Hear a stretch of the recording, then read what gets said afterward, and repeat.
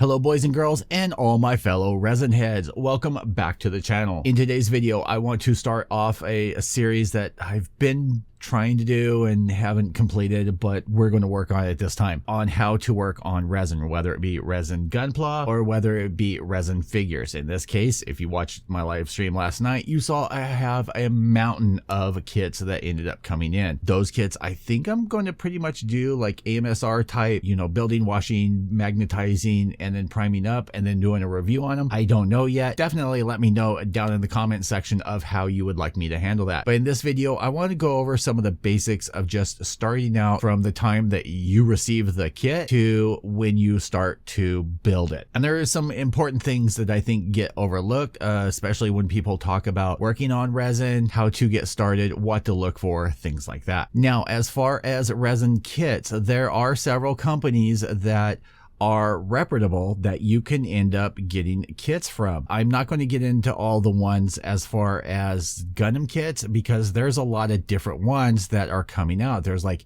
either Studios, there's Anchoret, which is now who the hell they are now. There's so many. There are shops that you can get the kits from, though. You can get them from GK Model. There will be a link down below. Musingen Hobby. New Type carries them, though. I would say watch New Type because they can be overly expensive getting them there. I think even USA Gundam Store has been getting them, and Galactic Toys has been getting them. And there's new hobby shops that are constantly popping up like Gundam Pros. I had never even heard of Gundam Pros until Leon told me that he had ordered a bunch of display paint. And I went, what the hell, who's this shop? So I actually ordered some paint from them today, and we'll see how the shipping and everything comes along on there. They may be a new go-to. I don't know. I'm kind of disappointed in Galactic. I haven't heard a peep from them in weeks. But that's a tangent for another video. And I may end up cutting that out. I don't know. You know me, I'm completely honest with you. When I'm not happy with something, I will let you know that I'm not happy. Sometimes it's petty. So let's jump down the table. I kind of have a list that I want to go over. There's some simple things to do. You want to make sure when you get the package, you open it, you take a look at the contents. There's nothing like resin. And with the silliness out of the way, yes, I love the smell of resin. Now, like I said, there are some companies out there that you do want to be cautious of. I would be really careful when you end up shopping on eBay or anything like that. Watch where they're coming from. A lot of kits that come out of Thailand, not Taiwan, let's make that straight, Thailand, are really poor quality. The material that they cast them in it's shit. It really is shit. There are a couple of people out of Thailand that you do want to look for. You want PK King. He is out of Thailand, and Naren makes some fantastic sculpt. His casting stuff it's like an orange ceramic resin type material. It is great. His stuff is great. Those are the only two that I'm really aware of out of Thailand that are reputable. Taiwan, which is where GK Model is out of, I do like shopping with them because they don't fall under the same regulations as China for their shipping, and they're cheaper. E2046 is out of Hong Kong, and they can take a while to ship out.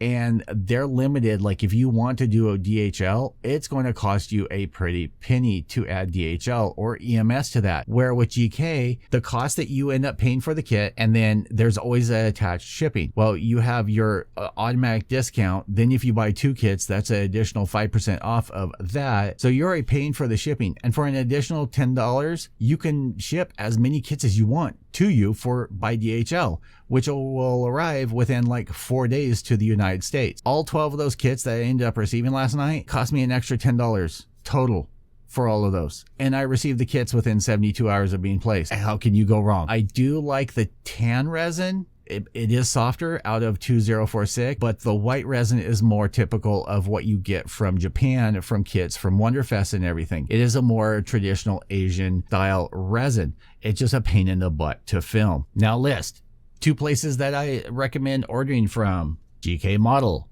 I will post a link down below. E2046, I've heard from Leona over at Leona's Workshop and a couple other people that they have done a really great job in stepping up their game over the last couple years, and I will post a link to them down below. I'm not affiliated with either site. I just buy from them. I'm going to be placing an order with them, probably of some of the kits that I've already received, just to compare the quality between the two. First thing that you want to do when you end up getting your package is, of course, open it. You want to open it, smell the resiny goodness. Sometimes the resin smell can irritate people, and you can just put it outside for like an hour or two, let it kind of air out, and then you should be good. Number 2,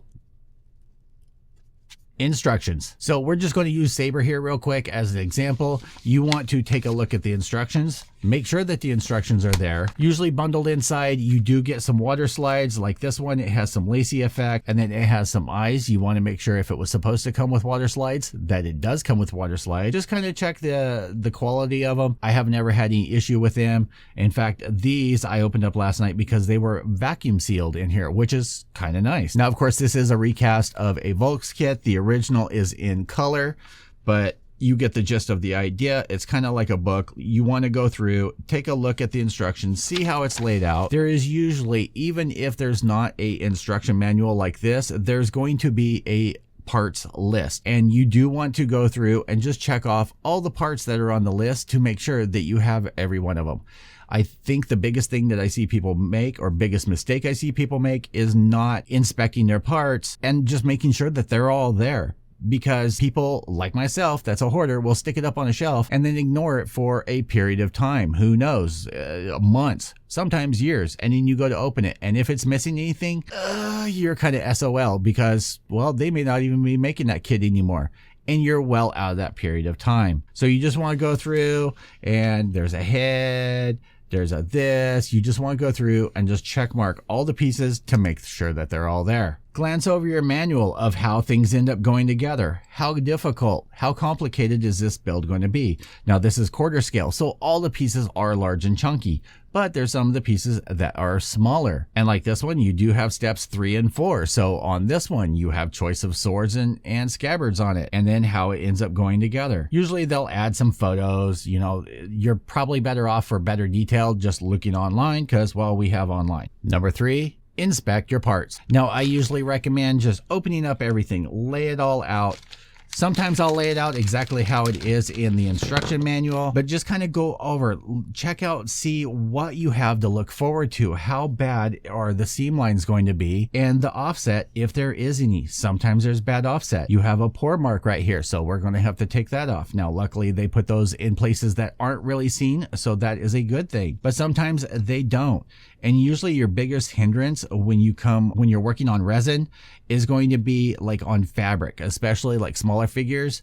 You know, they'll run that seam line through the fabric, and you almost have to rescribe in that detail in there. Take a look, see how much room, like there's a little play on here. We're going to have to heat that up and get that to fit in there. You're going to find little things like that. You're going to find there's little cut. You're going to find there's little what I call wedges in some of the pieces where they put the molds, and there's little bridges to make sure that pieces don't shift. And again, just kind of go through all the pieces, make sure everything looks good. Now, I've already looked at this kit, and it already looks pretty damn good. Couple little places that need some work, but again, nothing drastic. And right here, if you can end up seeing, if it'll focus, there is right here.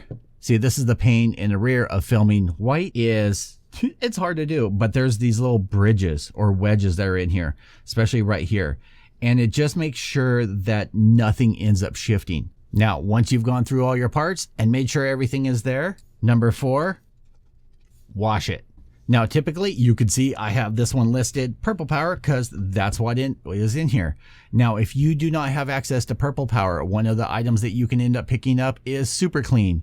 You need a degreaser. You need a very good degreaser, because I haven't really had the issue with them as far as GK model. They seem to pre-wash their kits. I haven't really had an issue with Release Agent. But if you're working with something like Forge World or one of the other companies, they put a lot of release agent in their mold, and it gives it this slimy feel. Like, and if you go to paint it, paint is not going to stick to it. It's just going to fall right the hell off. So I suggest your first stage, purple power. Your second stage, which is completely optional. Now, technically, you can just skip this stage, but I have this container and I end up using it. I use 99.9% alcohol. Once I am done with the purple power, I will dump everything into here, give it a good shake around, get that purple power off of there. Warning, do not handle the purple power.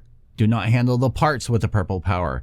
It leaches the oil. Just like it's taking the oil off the resin, it will take the oil out of your hands and it will screw up your hands. So definitely wear gloves, use tongs, something like that. That's why I like these pickle jars, is I can literally just lift out the basket and go from container to container. Third step, soapy water. Just warm soapy water is what I end up rinsing the alcohol, the everything else that's on there. You want to make sure and just do a scrub brush, face wash brush. I actually just picked up a really nice one, which was about $15 off of Amazon. I've actually killed a couple of face brushes. Luckily they weren't my wife's, but I found a nice completely waterproof one to use, so I'm going to do a review on that for you guys. Yeah, you'll see me when I do my actual build of going through the steps and scrubbing it down. But like a toothbrush or something will work fine, but I've really kind of gotten lazy and I really like the facial brush with the scrub heads.